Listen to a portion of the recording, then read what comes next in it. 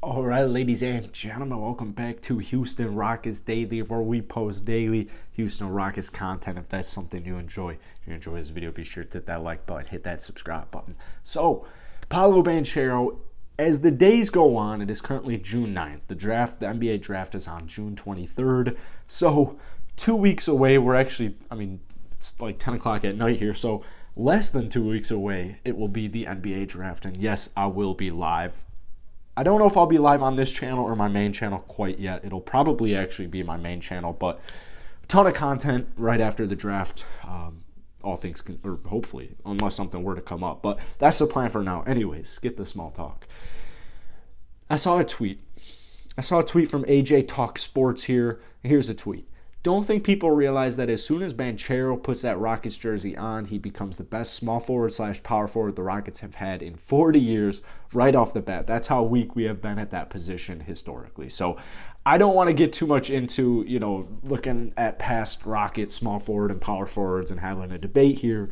But I am extremely excited about Paolo Banchero. I mean, this is a guy who I've been big on him all year. I've been big on all three of the big three.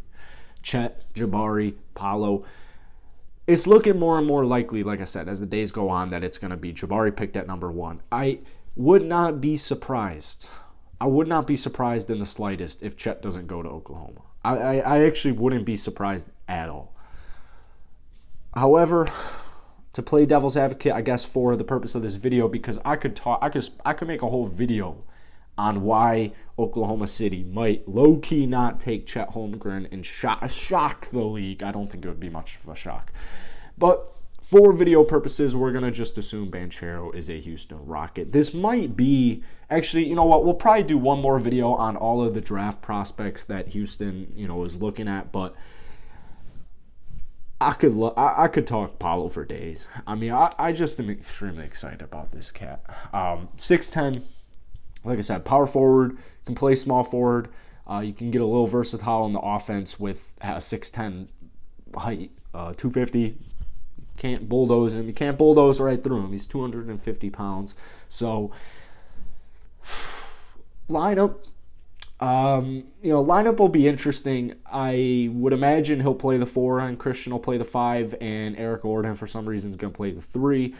But we'll see Paolo be a day 1 starter. I mean, I have a hard time imagining, as many players, as many mouths as we have to feed, I have a hard time imagining Paolo would come off of the bench. Seattle, got a couple Seattle cats. I genuinely think KPJ, Jalen Green, and Paolo Banchero, I look at that 3, and I think that's going to be our long-term trio. I really do. I mean, this is a big year for KPJ. We'll talk about it. We talk about it all the time. I'll talk about it in a future video. Contract year coming up for Kevin. But I just have a feeling like, how morale is just huge. Chemistry's huge. Just playing with actual, people you enjoy is huge. I mean, that is the name of the game right there. If you can get, good friends paired up together, i.e. Kevin Durant, Kyrie Irving, they wanted to play with each other. We'll see long-term with especially Kevin, because his contract will be, Jalen was drafted last year, Paolo's going to be drafted this year. We'll see how it looks long-term, but at the very least, we have Jalen Green and Paolo Banchero for 3 seasons. At the very, very least. Obviously, it's contingent on if the Rockets draft Paolo, but we're still going off that. We're going off for the video that they're going to get draft him. They're going to get him. So here is stats from last season: 33 minutes per game, 17.2 points per game, 7.8 rebounds, 3.2 assists, about a block, about a steal. Shot 34% from downtown, and then shot 48% from his field goal. So I find it funny because defense isn't his strong suit, but he's 6'10", 250. I wouldn't worry about defense at all. It's really funny how the evolution of drafting Paolo Banchero has become, because, at the start of the season, or I guess at the end of the season, the start of the offseason, you had a lot of people not really want Paolo because of defense.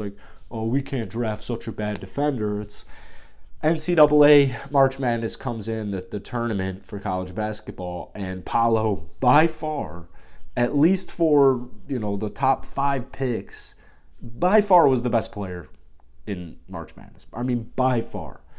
Went to Duke, powerhouse. Yeah, he's got options, but, I mean, that boy can ball. He's not afraid of the moment. He loves to be on the big stage, which is exactly what we want. That's exactly what the Houston Rockets culture is being established. You got guys like J.G. Ford, Kevin Porter Jr.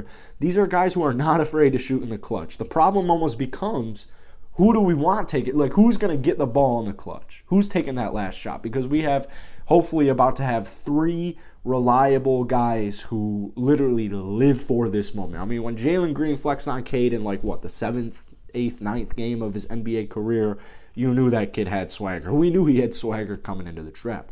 Paolo Banchero's the same way to me. You know, he's the same way. I don't know if he'll be flexing on dudes right away. I hope he does. I can't believe that people actually gave Jalen Green a hard time for flexing. I mean, enjoy basketball. For once in your life, enjoy basketball. Enjoy the show, right? Be entertained. This is for entertainment. It's just basketball, right? It's just basketball. And I'll enjoy the flexes. But you look at Paolo, he can pass the ball, 3.2 assists for a big man, a 6'10 big man, power forward. I would say that's a very good sign, especially because it looks like we're hinting more at a Sengun future. You know, Usman, I guess you can throw Usman in our 17th pick if it's power forward or center. But, you know, it doesn't seem like Christian Wood will be a Houston Rocket for much longer. Yeah, it really doesn't look like it'll be heading in the right direction for Houston Rockets and Christian Wood. However, my point being, Sengun and Banchero, they both can pass the ball. So having 2 big men, both your 2 big men, or projected big men, I should say, who can pass the ball, I mean, that is, teams would love that.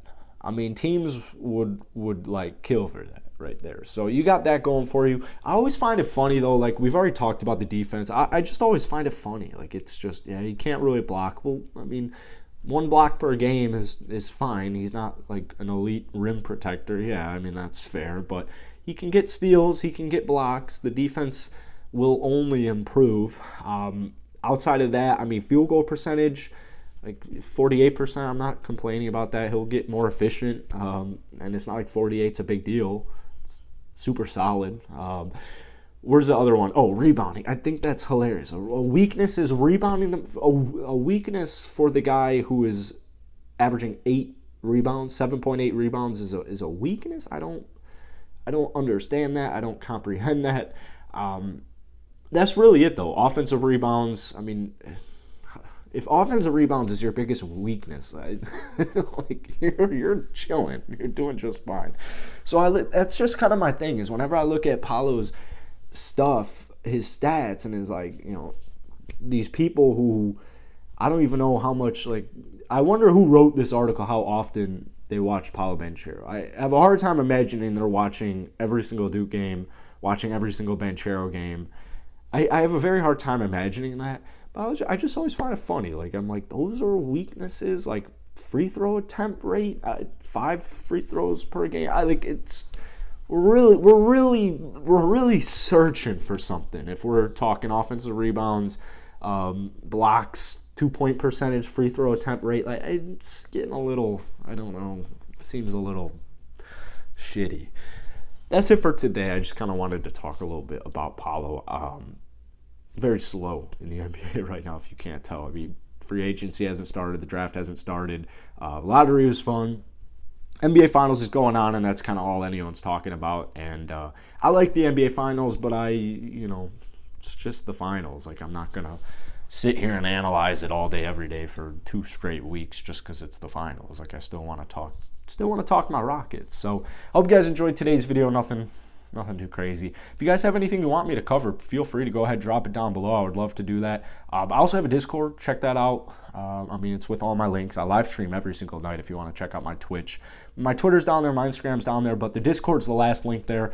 We do talk Rockets, we talk basketball, we talk sports, we talk hockey, we talk chess, we talk baseball, we do fantasy leagues. Like, we do it all. So if you want to join the Discord, go ahead, drop it, or it's down below, and join up, and you'll feel right at home, man. So thank you for watching. Peace.